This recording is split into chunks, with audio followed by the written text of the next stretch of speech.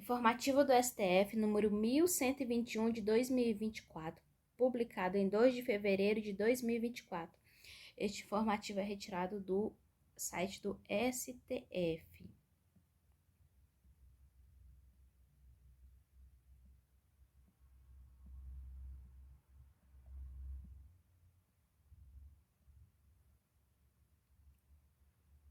Matéria: Direito administrativo, desapropriação, função social da propriedade rural, esbulho possessório, vistoria administrativa.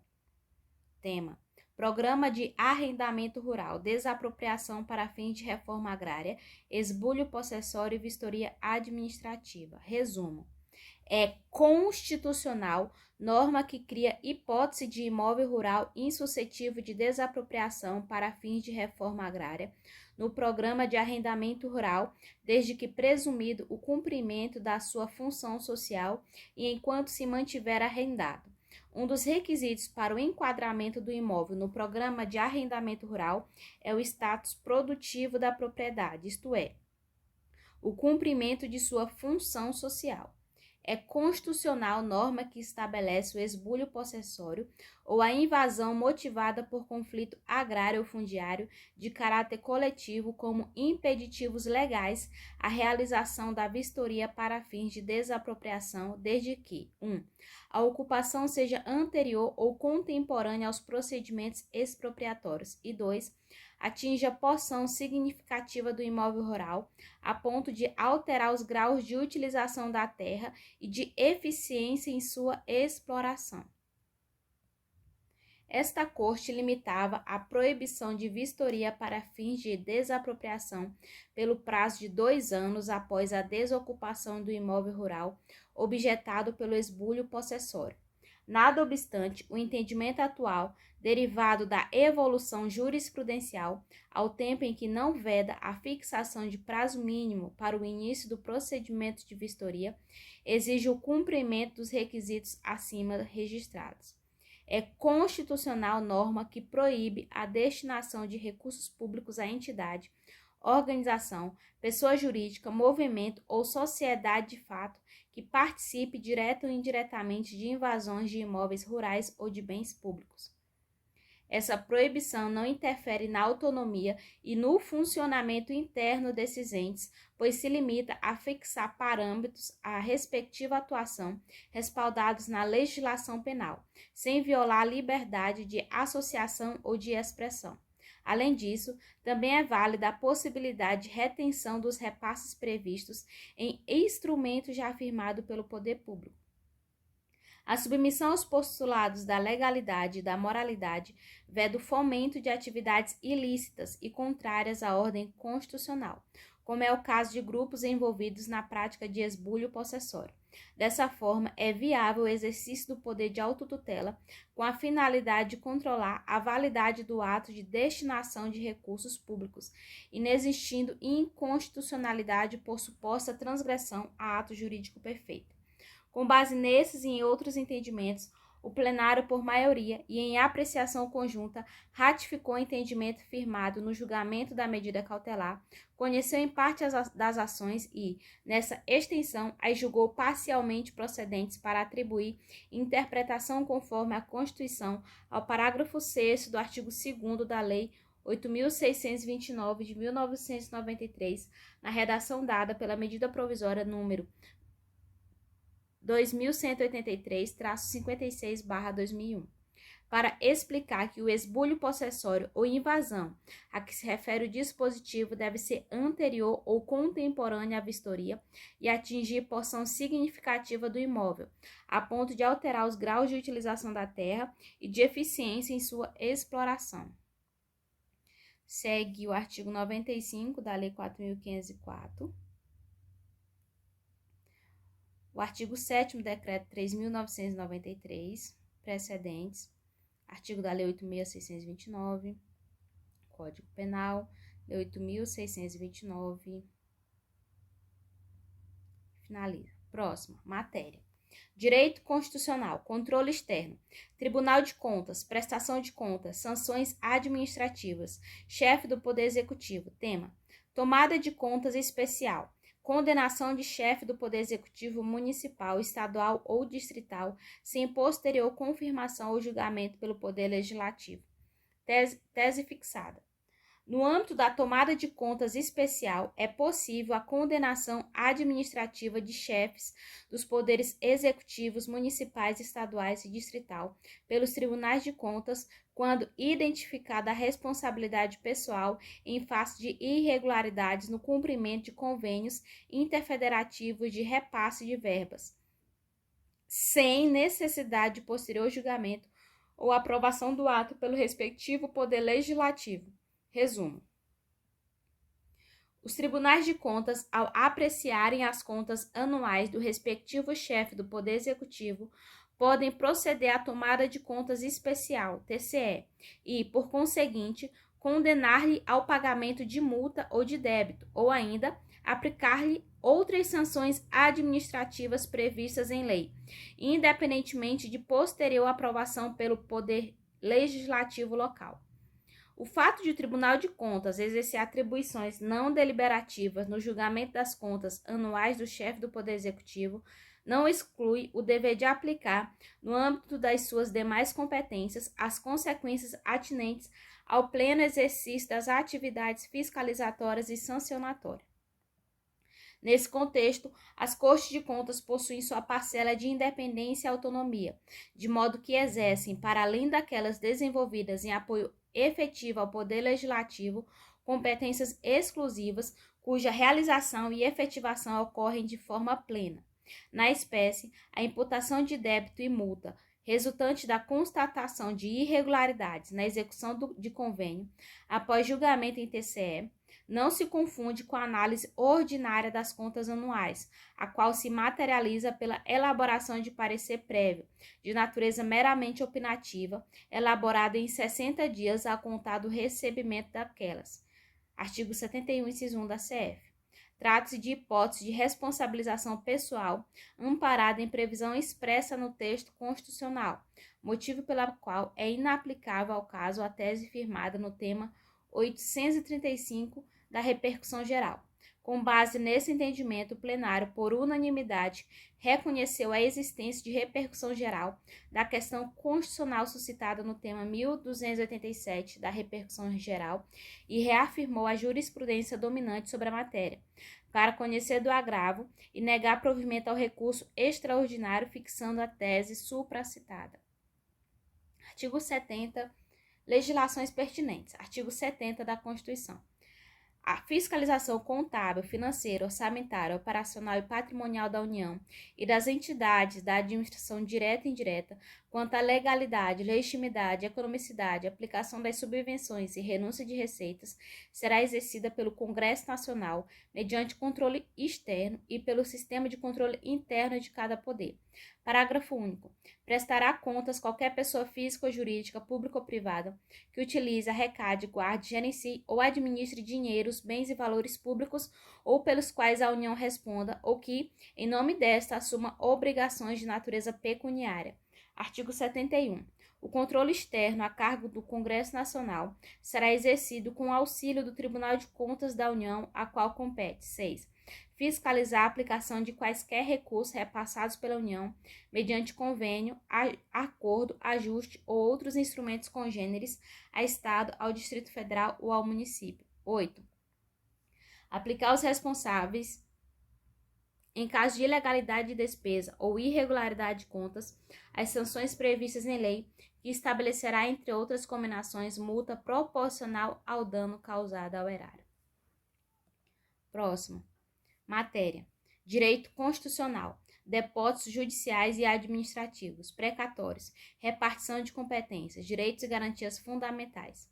Tema. Depósitos judiciais ou administrativos. Utilização de recursos de entidades da administração pública indireta. ADI 5.457/M. Resumo. É inconstitucional por exorbitar as normas gerais previstas na Lei Complementar Federal 151 de 2015 e ofender o direito de propriedade das pessoas jurídicas de direito privado da administração pública indireta local, lei estadual que prevê o uso de depósitos judiciais ou administrativos relativos a processos em que essas entidades sejam partes.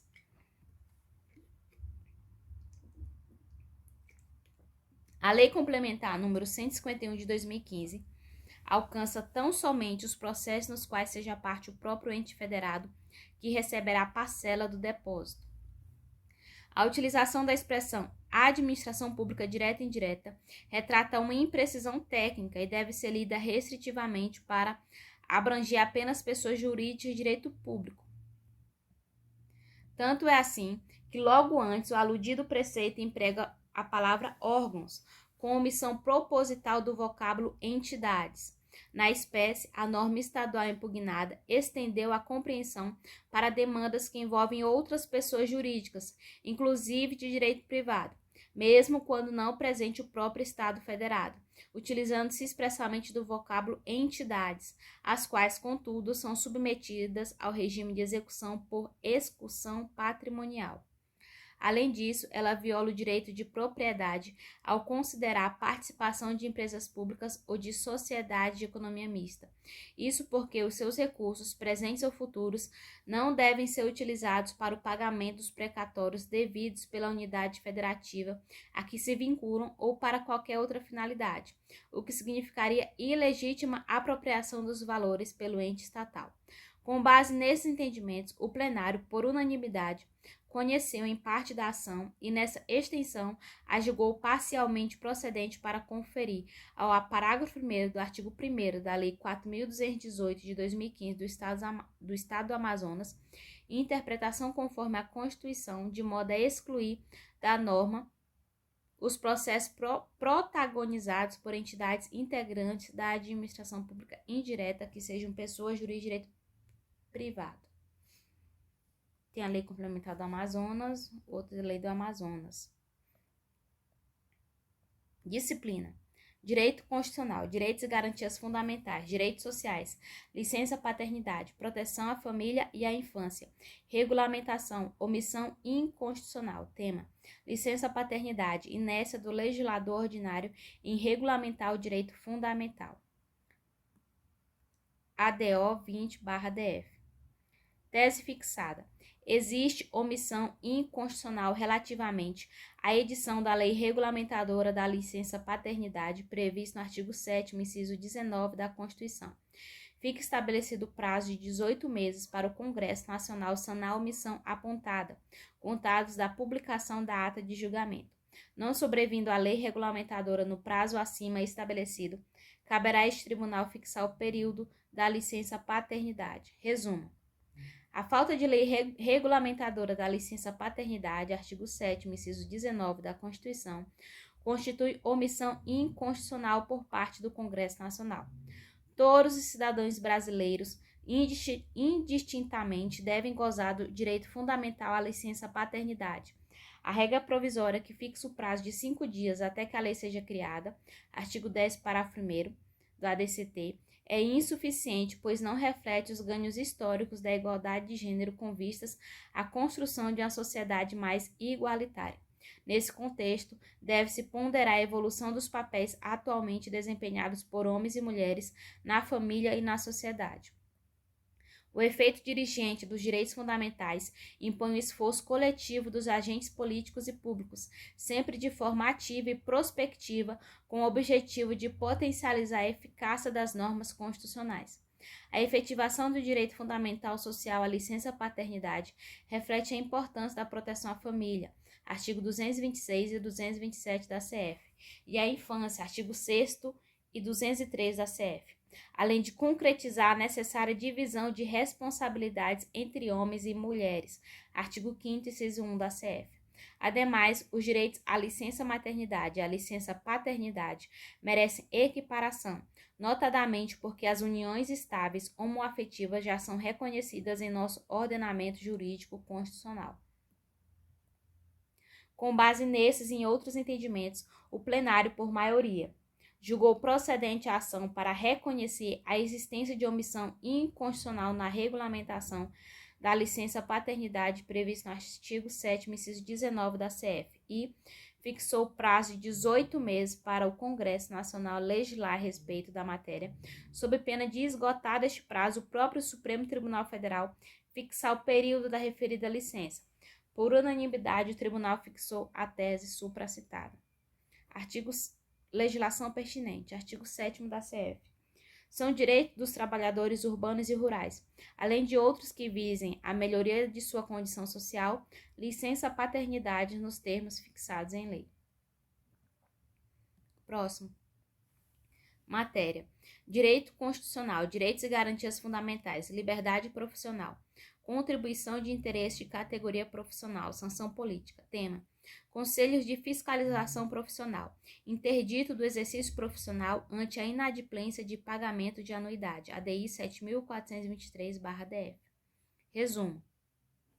São inconstitucionais por instituírem sanção política com meio coercitivo e indireto para pagamento de tributo, normas de conselho profissional que exigem a quitação de anuidade para a obtenção, a suspensão ou a reativação de inscrição secundária, bem como a renovação e a segunda via da carteira profissional. Conforme jurisprudência desta Corte, a anuidade devida aos conselhos profissionais são tributos da espécie contribuições de interesse das categorias profissionais. Artigo 149 da CF. Nesse contexto, o tribunal tem afastado a adoção de sanções políticas como meios indiretos de coerção para a cobrança de tributos, inclusive com a edição de súmulas. Ao exigir que os profissionais da categoria comprovem a quitação das anuidades para requererem a inscrição e a carteira profissional, a norma impugnada impede o exercício regular da enfermagem e de suas atividades auxiliares em ofensa direta a diversos dispositivos constitucionais. Com base nesses entendimentos, o plenário, por unanimidade, converteu a apreciação da medida cautelar em julgamento definitivo de mérito e julgou procedente a ação para declarar a inconstitucionalidade dos artigos 16, inciso 2, 32, parágrafo 2º, 46, inciso 2 e 4 e 48, parágrafo 6º, todos do anexo da resolução número 560 de 2017 do Conselho Federal de Enfermagem. Legislação pertinente. Artigo 1º da CF. As súmulas são 70, 200, as súmulas citadas são súmula 70, súmula 323 e súmula 547. Artigo 1º da CF. A República Federativa do Brasil, formada pela união indissolúvel dos estados e municípios e do Distrito Federal, constitui-se em Estado democrático de direito e tem como fundamentos. Inciso 4. Os valores sociais do trabalho e da livre iniciativa. Artigo 5º. Todos são iguais perante a lei, sem distinção de qualquer natureza, garantindo-se aos brasileiros e aos estrangeiros residentes no país a inviolabilidade do direito à vida, à liberdade, à igualdade, à segurança e à propriedade nos termos seguintes. 2. Ninguém será obrigado a fazer ou deixar de fazer alguma coisa, senão em virtude de lei. 13. É livre o exercício de qualquer trabalho, ofício ou profissão, atendidas as qualificações profissionais que a lei estabelecer.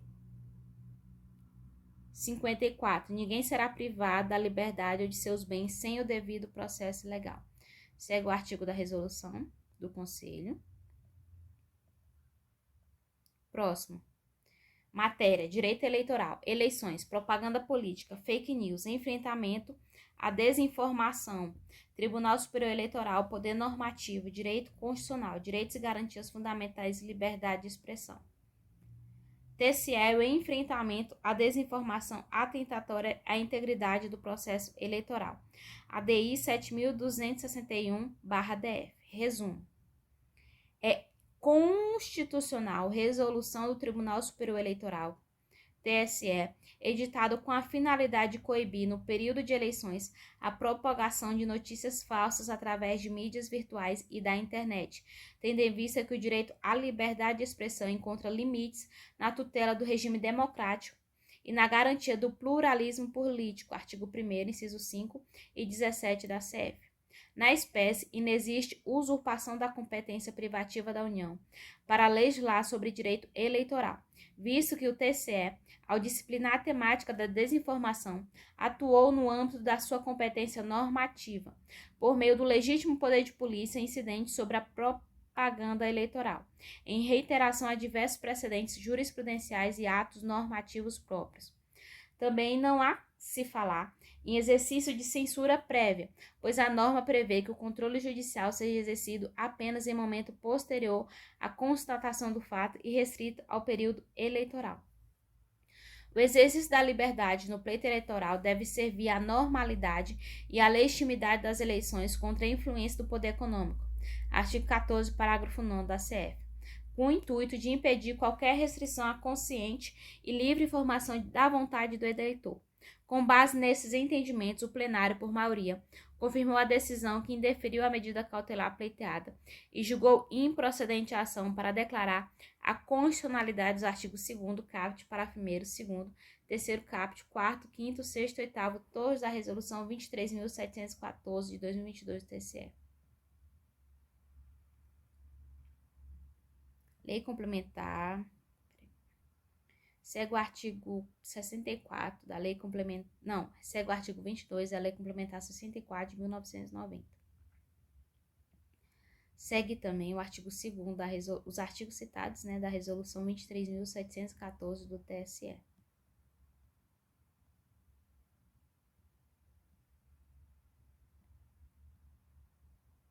Próximo, matéria. Direito processual civil, execução fiscal, dívida ativa, interesse de agir, valor irrisório, direito constitucional, eficiência administrativa, razoabilidade. Tema, execução fiscal de débitos de baixo valor, extinção judicial pela ausência de interesse de agir. RE 1.355.208/SC. Tema, 1184 RG. Tese fixada. É legítima a extinção de execução fiscal de baixo valor pela ausência de interesse de agir, tendo em vista o princípio constitucional da eficiência administrativa, respeitada a competência constitucional de cada federado. O ajuizamento da execução fiscal dependerá da prévia adoção das seguintes providências: a. Tentativa de conciliação ou adoção de solução administrativa. B. Protesto do título, salvo por motivo de eficiência administrativa, comprovando-se a inadequação da medida. 3. O trâmite de ações de execução fiscal não impede os entes federados de pedir a suspensão do processo para a adoção das medidas previstas no item 2, devendo, nesse caso, o juiz ser comunicado do prazo para as providências cabíveis. Resumo. O Poder Judiciário, à luz da eficiência administrativa e respeitada a competência constitucional de cada ente federado, pode extinguir ação de execução fiscal cujo valor seja baixo, quando verificar falta de interesse de agir, caracterizada pelo não exaurimento de medidas extrajudiciais e administrativas mais eficientes e menos onerosas capazes de viabilizar a cobrança da dívida. A alteração legislativa trazida pelo artigo 25 da Lei 2.767/2012 permitiu o protesto das certidões de dívida ativa da União, dos Estados, do Distrito Federal, dos municípios e das respectivas autarquias e fundações públicas. Essa é uma forma de solução não judicial, mais eficiente nos casos em que não haja demonstração da viabilidade da cobrança e principalmente de proporção e razoabilidade pela cobrança judicial. Nesse contexto, ao cotejar o interesse de agir, o princípio da eficiência administrativa e o baixo valor pretendido pela execução, não é razoável onerar o Poder Judiciário com o prosseguimento de demandas cujos objetivos podem ser obtidos por meios extrajudiciais de cobrança, notadamente pela desproporção dos custos necessários ao prosseguimento de uma ação judicial. O ente público, na tentativa de recuperar o crédito controvertido, deve ponderar o ônus de provocar o Poder Judiciário, uma vez que a medida enseja consequências não apenas para o contribuinte, mas para a própria agilidade e eficiência da Justiça. Com base nesses entendimentos, o plenário, por maioria, ao apreciar o tema 1184 da repercussão geral, negou o provimento ao recurso extraordinário e, por unanimidade, fixou a tese supracitada. Artigo 25 da Lei 2.767/2012. Para artigo 1º, passa a vigorar a Lei 9.492 passa a vigorar com as seguintes alterações. Artigo 1º. Parágrafo único. Inclui-se entre os títulos sujeitos a protesto as certidões de dívida ativa da União, dos Estados, do Distrito Federal, dos municípios, das respectivas autarquias e fundações públicas. Artigo 21, parágrafo 5º. Não se poderá tirar protesto por falta de pagamento de letra de câmbio contra sacado no aceitante. Próximo. Matéria: direito processual penal, jurisdição e competência, direito penal, crimes contra a propriedade intelectual, violação de direito autoral. Tema: competência para processar e julgar crime de violação de direito autoral. RS 702.362/RS. Tema: 580 RG.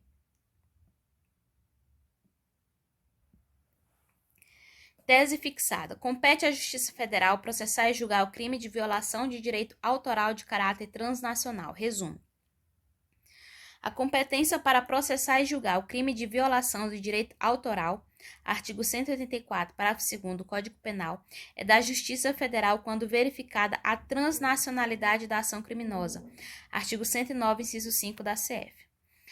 A competência criminal da Justiça Federal, prevista no mencionado dispositivo constitucional, se materializa pela presença concomitante da assunção de compromisso internacional de repressão de ações delituosas envolvendo o bem jurídico, constante de tratados ou convenções internacionais e transnacionalidade do delito, configurada quando há transposição de fronteiras consumada ou iniciada. Ademais, a jurisprudência desta Corte firmou-se no sentido da desnecessidade de o tratado ou da convenção definirem todos os elementos do crime, diante da suficiência da previsão de compromisso na repressão de determinada conduta. Na espécie, em face do compromisso internacional assumido pela República Federativa do Brasil em proteger os direitos autorais e as obras literárias e artísticas, a imputação de fatos que se amoldam à infração penal de caráter transnacional atrai a competência da Justiça Federal para o seu processo e julgamento. Com base nesse entendimento, o plenário, por maioria, ao apreciar o tema 580 da repercussão geral, deu provimento ao recurso extraordinário com a fixação da tese supracitada. Próximo. Matéria: direito tributário, contribuições sociais, PIS, COFINS, base de cálculo, apuração cumulativa, IPI, crédito presumido, exportação, direito constitucional, sistema tributário nacional, seguridade social. Tema: crédito presumido do IPI, decorrente de exportações, não integração na base de cálculo da contribuição para o PIS e da COFINS, RE 593.544/RS, tema 504 RG. Tese fixada. Os créditos presumidos de IPI instituídos pela Lei 9.363 de 96 não integram a base de cálculo da contribuição para a PIS e da COFINS, sob a sistemática de apuração cumulativa, Lei 9.718 de 98, pois não se amoldam ao conceito constitucional de faturamento. Resumo. Os créditos presumidos do Imposto sobre Produtos Industrializados, IPI, incidentes sobre as aquisições no mercado interno de matérias-primas, produtos intermediários e matérias de embalagem utilizados na elaboração de produtos destinados à exportação, artigo 1º da Lei 9.363 de 96, não se enquadram no conceito constitucional de faturamento, razão pela qual não integram a base de cálculo da contribuição para Programa de Integração Social, PIS, e da contribuição para o financiamento da Seguridade Social, COFINS, sob a sistemática de apuração cumulativa. A natureza não tributável dos referidos créditos não decorre da imunidade das exportações relativas às contribuições sociais. Essa imunidade se restringe às receitas diretamente relacionadas à exportação. As contribuições para o PIS e a COFINS, apuradas sob a sistemática cumulativa, de acordo com a Lei 9.718 de 98, incidem exclusivamente sobre o faturamento, que é a receita da venda de bens nas operações de conta própria e da prestação de serviços em geral. Nesse contexto, os créditos presumidos de IPI, instituídos pelo artigo 1º da Lei 9.363 de 96, constituem receita como ingressos novos, definitivos e positivos no patrimônio da pessoa jurídica, mas não se enquadram no conceito constitucional de faturamento. Eles consistem em subvenção corrente para o custeio ou a operação, isto é, em incentivo fiscal concedido com a finalidade de fomentar a exportação nacional, servindo de suporte econômico de despesas na consecução do objetivo social da pessoa jurídica beneficiária. Com base nesses e em outros entendimentos, o plenário, por unanimidade, ao apreciar o tema 504 da repercussão geral, negou provimento ao recurso extraordinário para afastar a aplicação dos artigos 3º e 4º da Lei Complementar 118/2005 e reconhecer que os créditos presumidos de IPI instituídos pela Lei 9.363 de 96, não compõem a base de cálculo da contribuição para o PIS e da COFINS sob a sistemática da apuração cumulativa, Lei 9.718 de 98, fixando a tese supracitada. Legislação pertinente. Artigo 149 da CF. Compete exclusivamente à União instituir contribuições sociais de intervenção no domínio econômico e de interesse das categorias profissionais e econômicas como instrumento de sua atuação nas respectivas áreas, observado o disposto nos artigos 146, inciso 3 e 150, inciso 1 e 2, inciso 1 e 3, e sem prejuízo do previsto no artigo 195, parágrafo 6º, relativamente às contribuições a que alude o dispositivo. Parágrafo 2º. As contribuições sociais de intervenção no domínio econômico de que trata o caput deste artigo não incidirão sobre as receitas decorrentes de exportação.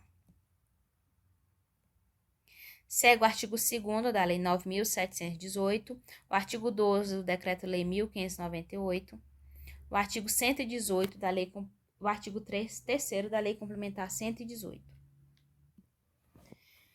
Matéria. Próximo. Matéria. Direito tributário. Taxas. Poder de polícia. Atividade de pesquisa, lavra, exploração ou aproveitamento de recursos minerários. Direito constitucional. Repartição de competências. Recursos hídricos e minerais. Pesquisa e exploração. Tema. Instituição de taxa pelo exercício regulado do poder de polícia sobre as atividades de pesquisa, lavra, exploração ou aproveitamento de recursos minerários. Tese. Tese fixada. 1. O Estado-membro é competente para a instituição de taxa pelo exercício regulado do poder de polícia sobre as atividades de pesquisa, lavra, exploração ou aproveitamento de recursos minerários realizada no Estado. 2. É inconstitucional a instituição de taxa de polícia que exceda flagrante e desproporcionalmente os custos da atividade estatal de fiscalização. Resumo. É constitucional norma estadual que institui taxa para o exercício do poder de polícia relacionada à exploração e ao aproveitamento de recursos minerários em seu território. Artigo 145, inciso 2, cumulado com o artigo 23, inciso 11 da Constituição, desde que haja proporcionalidade entre o valor cobrado e o custo da atividade estatal. A jurisprudência desta Corte reconhece como competência material comum a instituição pelo Estado-membro de taxa que tenha como fato gerador o exercício regular do poder de polícia sobre a atividade de pesquisa, lavra, exploração ou aproveitamento de recursos minerários.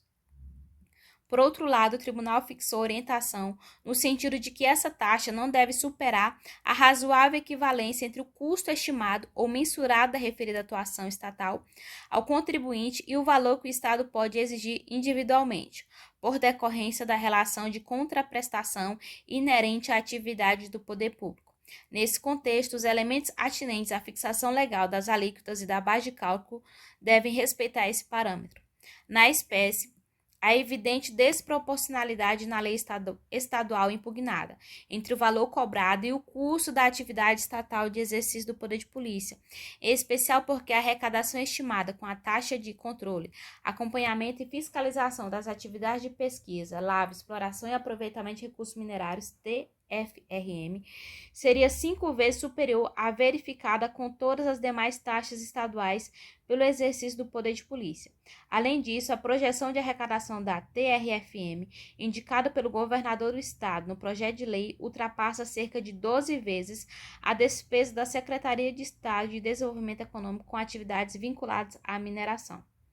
Com base nesses entendimentos, o plenário, por maioria, julgou parcialmente procedente a ação para declarar a inconstitucionalidade do artigo 1º caput exclusivamente no que diz respeito à instituição da TFRM, bem como dos artigos 2º a 12 e dos artigos 15 a 19, todos da Lei 11.991 de 2022 do Estado do Mato Grosso. Legislação pertinente. Artigo 23 da CF. É competência comum da União, dos Estados, do Distrito Federal e dos municípios, inciso 11, registrar, acompanhar e fiscalizar as concessões de direitos de pesquisa e exploração de recursos hídricos e minerais em seus territórios. Artigo 145. A União, os Estados, o Distrito Federal e os municípios poderão instituir os seguintes tributos. 2. Taxas em razão do exercício do poder de polícia ou pela utilização efetiva ou potencial de serviços públicos específicos e divisíveis prestados ao contribuinte ou postos à sua disposição. Acabou. Até a próxima.